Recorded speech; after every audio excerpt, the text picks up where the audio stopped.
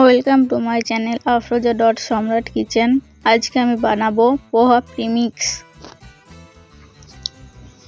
তো তোমরা প্রথম থেকে শেষ পর্যন্ত ভিডিও দেখতে থাকো আমি কিভাবে পোহা প্রিমিক্স বানাই।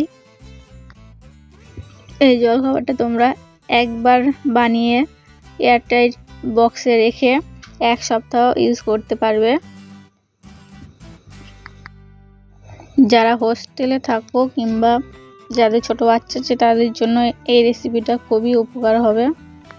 তোমাদের হাতে টাইম না থাকলেও এই প্রিমিক্সটা বানানো থাকলে 2 মিনিটে তোমাদের সকালের জলখাবার রেডি হয়ে যাবে। তো তোমরা দেখো আমি কিভাবে প্রিমিক্স বানাই। তো আমি এখানে 2 বাটি চিড়ে নিয়েছি, তোমরা যে কোনো চিড়ে নিতে পারো। তো এটাকে আমি ভালো করে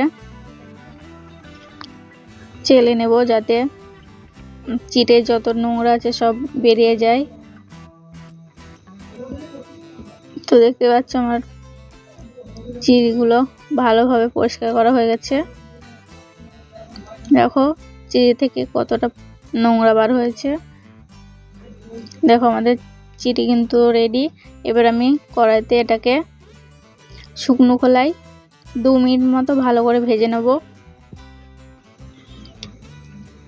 আমরা কিন্তু চিড়ের কালারটা চেঞ্জ করব না, তো হালকা করে ভেজে নেব যাতে হালকা ক্রিস্পি হয়ে যায়। তো তোমরা দেখতে পাচ্ছ আমার চিড়েটা হালকাভাবে 2 মিনিট মতো ভেজে নিয়েছি। এবার এটাকে নামিয়ে নেব।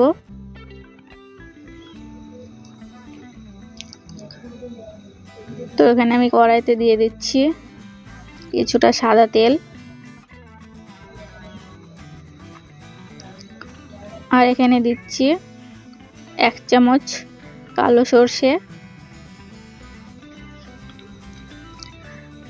আর দিচ্ছি 1 চামচ জিরে, আর এখানে দিচ্ছি আমি 3 চামচ কাঁচা বাদাম। তো এবার আমি এগুলো ভালো করে মিক্স করে বাদামটাকে ভালো করে ভেজে নেব।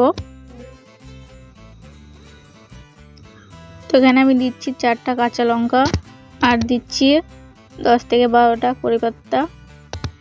তো ঝালটা তোমরা তোমাদের পরিমাণ অনুযায়ী দেবে। তোমরা যদি বাচ্চাদের জন্য বানাও তাহলে এখানে ঝালটাকে স্কিপ করতে পারো, কিংবা ঝাল বেশি খেলে ঝালটাকে বাড়িয়েও দিতে পারো। তো এখানে আমি দিয়ে দিচ্ছি 1/2 চামচ লবণ আর 1/2 চামচ হলুদ গুঁড়ো। এটাকে ভালো করে মিক্স করে নেব।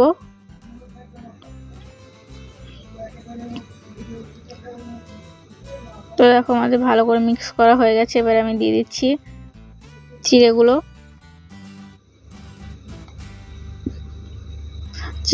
ভালো করে এবার সব কিছুর সাথে মিক্স করে হালকা করে ভেজে নেব।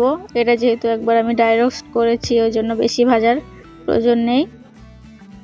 তো দেখো আমি ভালো করে মিক্স করে নিয়েছি। এটাকে এবার হালকা করে 1 মিনিট 1.5 মিনিট মতো ভেজে নেব। তোমরা চাইলে কিন্তু এখানে লেবুর রস দিতে পারো।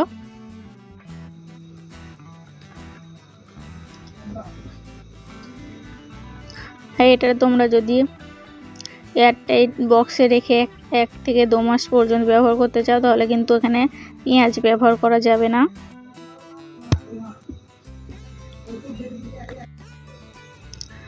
তো দেখো আমাদের চিড়েটা কিন্তু রেডি। আমি যেভাবে চিড়েটা বানালাম সেম এরকমভাবেই চিড়েটাকে ভিজিয়ে বানালে এটাকে বলে পোহা। তো এটা এখানকার একটা ফেমাস ডিশ, যেটাকে সকালবেলায় সবাই নাস্তা করে। তো তোমরা ওরকমভাবে খেতে পারো, কিন্তু হাতে টাইম কম থাকলে এরকমভাবে বানিয়ে ক্যান্টিনে রেখে দিতে পারো। তো দেখো আমি চিড়েগুলো ঢেলে নিচ্ছি, আর এটাকে ঠান্ডা করে নেব।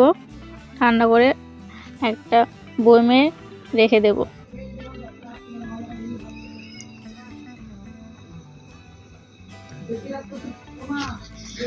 তো তোমরা কিন্তু এরকমভাবে ট্রাই করো।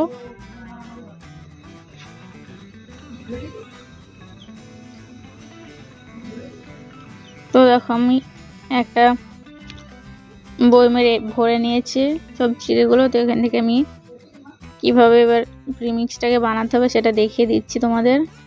তো আমি এখানে প্রথমে চিড়েগুলো নিয়ে নিচ্ছি। আমি এখানে অল্প কিছুটা চিড়ে বানিয়ে তোমাদের দেখাচ্ছি।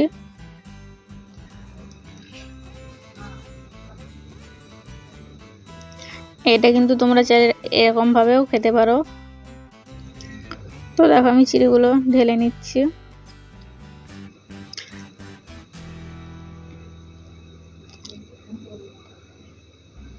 তো দেখো আমার এখানে চিড়ে নেওয়া হয়ে গেছে। এবার এখানে দিতে হবে গরম পানি। পানিটা ততটুকু দিতে হবে যতটুকু চিড়েটা ভিজে যায়, চিড়ের ওপর পর্যন্ত পানিটা আসে, তার বেশি পানি এখানে দেওয়া যাবে না। আর তোমরা যদি